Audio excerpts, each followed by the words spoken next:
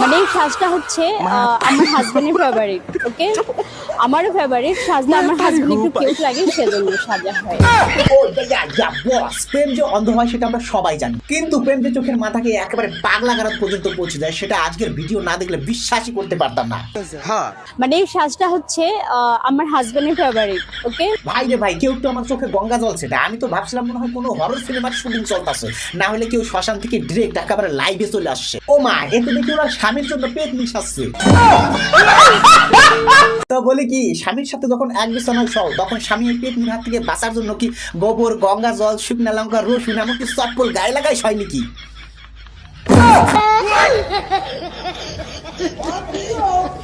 একবার ইমাজিন করে দেখো, মাঝরাতে স্বামীর নুনু খারাইয়া ঘুম ভেঙে গেছে, আর তারপর তার পাশে তাকায় দেখলো তার পেট নি তার দিকে দাঁত বার করে তাকায় হাসতাছে। স্বামীর একেবারে গাড়ির বেশি ঘাড়ে উইটা কপাল সাঙ্গে উইটা দেব।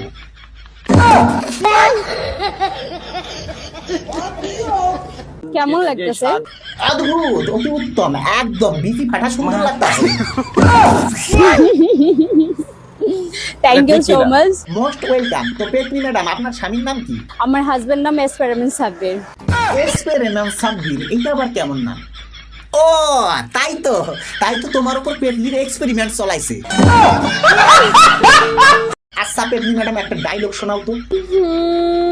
भाई आप कौन हो? मैं नहीं सुना आपको, आपको नाम? ভুল হয়ে গেছে আমার, আমি কোনো ডায়লগ শুনবো না, আমার ভুল হয়ে গেছে। সাওয়া একেবারে হিন্দির মাইরে বাপ করে ছাড়লো।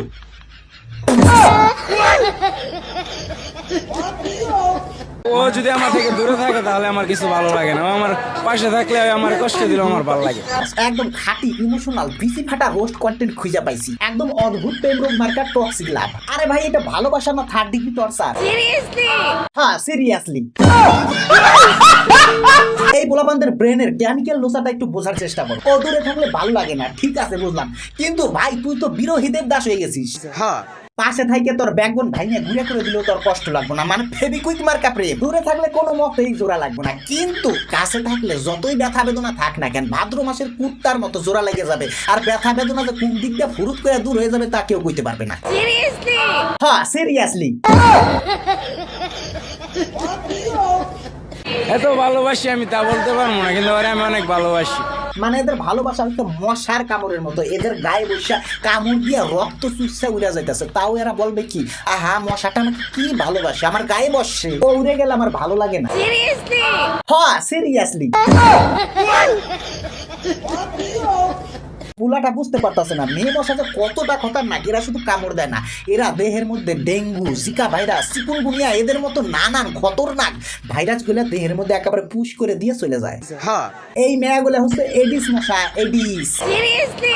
হ্যাঁ সিরিয়াসলি। আজকে 8 5 13 15 দিন হয়েছে, 15 দিন। 15 দিনে ভালোবাসা বুঝছেন? আরে ভাই, কুত্তাগুলা ভাদ্র মাস চিনতে চিনতে 15 থেকে 20 দিন পার করে দেয়, তারপরে যে লাস্টে 10 দিন থাকে সেই 10 দিন তারা কাজ করে। আর তোর 15 দিনের প্রেমে জানু মানু নুনু মান কুসুরে ছাড়া থাকতে পারিস না। পাগলের বিয়া কইরা দেখলাম আমি এক পাগল, এলে যাই না শুনে পাগলের বিয়া করলাম, এখন দেয়া যাইতেছে ওই পাগল আমারও পাগল বানাই আলাইছে। হ্যাঁ, এটা তো তোর হওয়ার কথা, পাগলটা তোর প্রথম দেখাতেই হয়ে গেলে ভালো হতো, তাহলে তুই বাইসে যাইতি আজকে। সিরিয়াসলি? হ্যাঁ সিরিয়াসলি।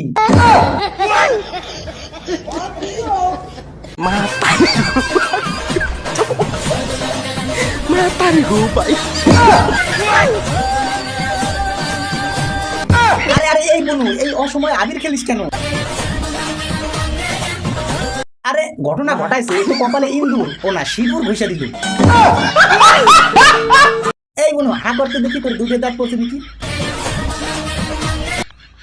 খাইছে এ তো দেখি বনু, তোর দুধ খাওয়ার বয়সে তুই তো তোর খোকাকে দুধ খাওয়ানোর প্ল্যান বানাই ফেলাইছিস।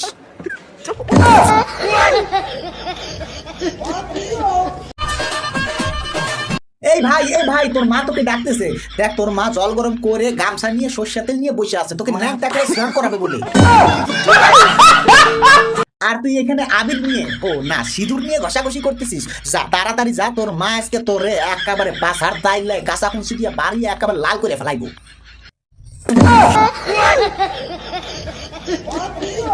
আরে ভাই, যে বয়সে তোর মুখে দুধের গন্ধ থাকার কথা, মায়েরা বাটি নিয়ে তোদের পিছে পিছে দুধ ভাত মাখাইয়া দৌড়াবে যে বাবু আরেকটু খা আরেকটু খা।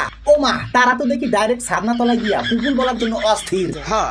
এদের প্রেমটাও দেখার মতো। ক্লাস 6-এ বাবু খাইছো দিয়ে প্রেম শুরু, আর ক্লাস 9-এ উঠতে উঠতে বাবু 3টা তো হয়ে গেছে, আর কত?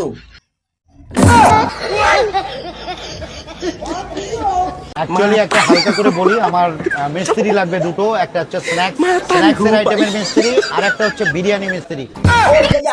বস, দুনিয়াটা কোন দিকে যাইতেছে আমি বুঝতেই পারতাছি না। আমি জানতাম যে বাড়ি বানাইতে গেলে রাজমিস্ত্রি লাগে, আর কাঠের কাজ করতে গেলে কাঠ মিস্ত্রি লাগে, কিন্তু এর কথা শুনে আমার দেহের সব নাট বল্টু ঢিলা হয়ে যাইতেছে। এখন আমার হাতুড়ে ডাক্তার, ও না সরি, হাতুড়ে মিস্ত্রির কাছে যাইতে হবে আমার সব দেহের নাট বল্টু টাইট দিতে।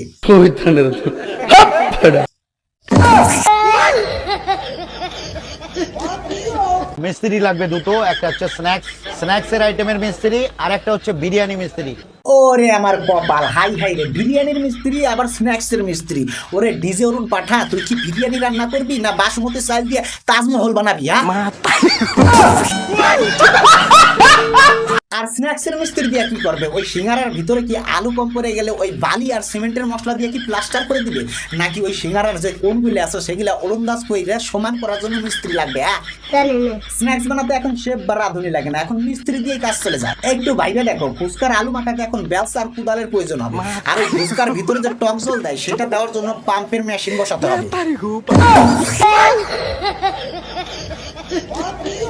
তো বন্ধুরা, আজকের মতো এতটুকু। ভিডিওটা ভালো লাগলে সবকে লাইক মারো, আর এরকম মজাদার ভিডিও পাওয়ার জন্য চ্যানেলটি সাবস্ক্রাইব করে নাও। আর হ্যাঁ, ভিডিওর কোন পার্টটা সব থেকে ভালো লেগেছে তা কমেন্টে জানাও।